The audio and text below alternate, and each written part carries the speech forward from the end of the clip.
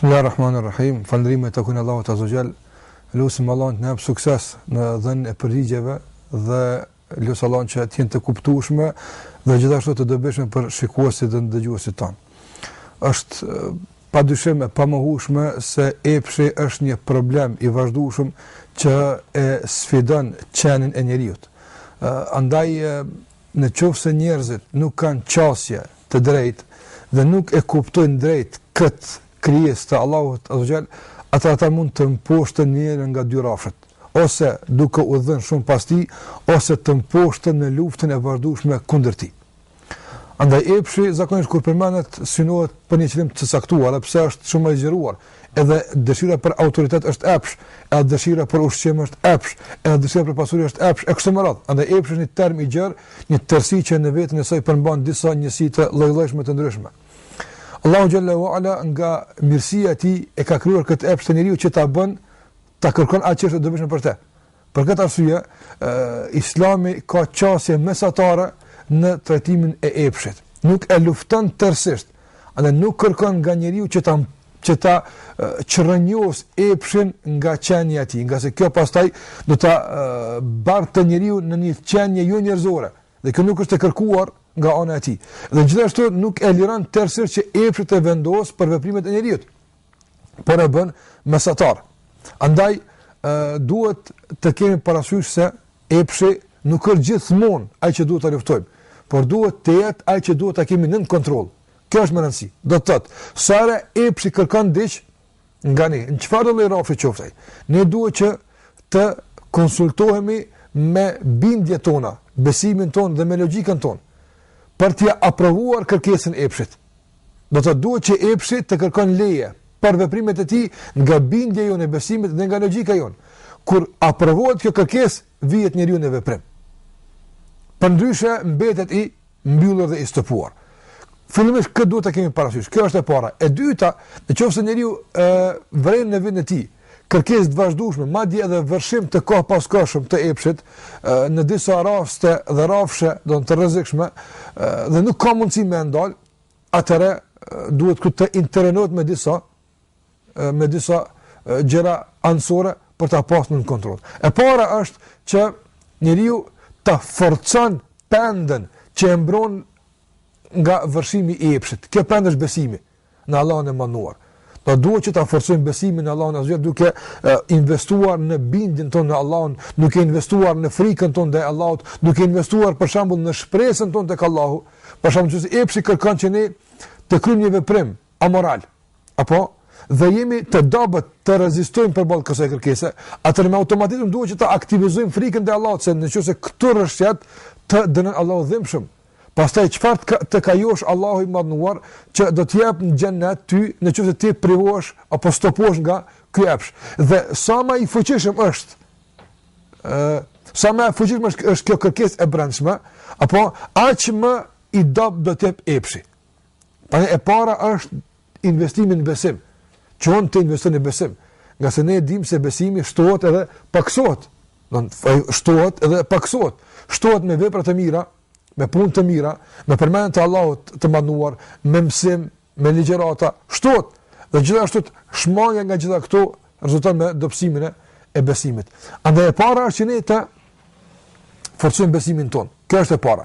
E dyta është që të mundohemi sa më binds të jemi për pasojat e këqija të përgjigjes së epshit në këtë rrafsh. Për shembull, nëse njeriu është përballë një kërkese për një amoralitet, dhe normalisht në ato momente kur dehet nga epshi, nuk mendon për pasojat e kësaj pune. Dhe shumica njerëzve bin prej e kthjelljeve të epshit, nga se në momentin e caktuar nuk e aktivizojnë diturinë për pasojat fatale që u shkakton rrëshqitja drejt këtij epshi. Andaj them që mundohet që ti thua vetes se po ti po shkon këtu. Po çfarë ndodh? Çfarë ndodh? Ka mundësi që për shembull të shkaktohet ndonjë smundje. Ka mundësi për shembull që familja e saj të merr vesh dhe pastaj detyrohesh ta kesh grua, nëse ajo s'është për të qenë gruaja jote. Apo ka mundësi që për shembull zot na ruaj të ndodhen edhe pasojat të shtatzanisë, ku e di çfarë. Do të aktivizon sa më tepër informacione të cilat e zbusin dhe e zbejnë këtë kërkesë të epshit. Po përmendën është e mirë, po ku janë pasojat? Anë pasojat njohja pasojat më bën mu që të ndalem. Kjo e dyta. E treta, të largohem nga vendet në cilat provokohet epshim. Është normal kur ti për shembull je në një shoqëri femrash, diskutohet, debatohet, qeshet, ku e diun e shtyhet, lozët, është normal që këtu epshit të jetë në kulmin e tij të kërkon. Është i fuqishëm këtë rast. Po nëse je larg ambientit dhe klimës së përshtatshme për tu shtuar epshi, atëherë padyshim se do të kesh mundësi ta mbash në kontroll më tepër. Për këtë arsye edhe thot një shembull i mirë arab, unë zakonisht kam dëshirë ta përdori, thuhet nëse njeriu flan në varreza, mos ta ankohet në mëngjes për ëndra që i ka parë. Ka se varrezat janë të tmerrshme. Me automatizëm cilin ëndra ndoshta shqetësuese, të frikshme kështu me radhë. Prandaj edhe ti, për shembull, njeri i ri, i ka 17 vjet, 18, 19, 20, i pamartuar, dhe në shoqëri të femrave, dihet sot si është masa e provokimit, edhe në veshje, edhe në sjellje, edhe në fjalë. Dhe pastaj ankohet se valla nuk puna me ndal shikimin, valla nuk puna me ndal kët, normal se nuk mund të ndal. Largohu nga i mes, edhe me lenin Allah xhallahu ala do të largohesh nga epshi. Kjo atë dhe e katërta është kur largohesh nga shoqëria e keqe, ose nga shoqëria, ose nga mjedisi, ose nga ambienti ku fuqizohet epshi, largohu nga ato mjedise. Kjo atë dhe e katërta, merru me punë të dobishme. Shumica e njerëzve rrshqasin në kërkesë të epshit për shkak të keq menaxhimit të tyre në raport me kohën e lirë. Çfarë të bën? S'ka çka më bë. Hajt po dal pak qytet. Hajt të qyret një film. Hajt futem në internet dhe faqe pas faqe duke i pa qëllim.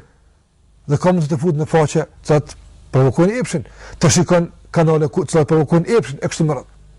Prandaj duhet që besimtarët të ketë program të caktuar ditor. Sa do të lexon, sa do të falet, edhe kur të pushon çfarë do të bën. Ibn Aqil, një nga dietarët e mëdhenj, ka qenë mësuesi i Ibn Xhauzit. Thuhet për këtë se ka shkruar libra shumë voluminoze. Madje një nga librat e tij ka arritur deri në 800 vëllime.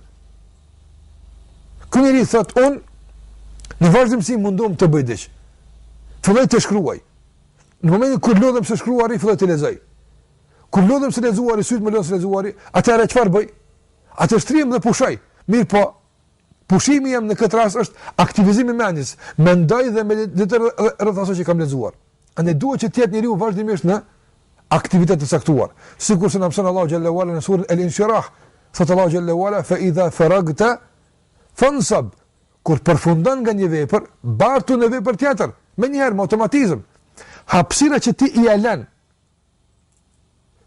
kohës prej një vepre në vepër tjetër është hapësirë e rrezikshme që mund të mbushet pastaj me vërshim të epshit. Prandaj aktivitet të vazhdueshëm, qoftë sportiv, sprish punë, qoftë vrapim, ecje, çka do qoftë, po ti diçka e dobishme. Diçka që të angazhon, të preokupon nga mendimet dhe nga lundrimi në oqanin e epshit.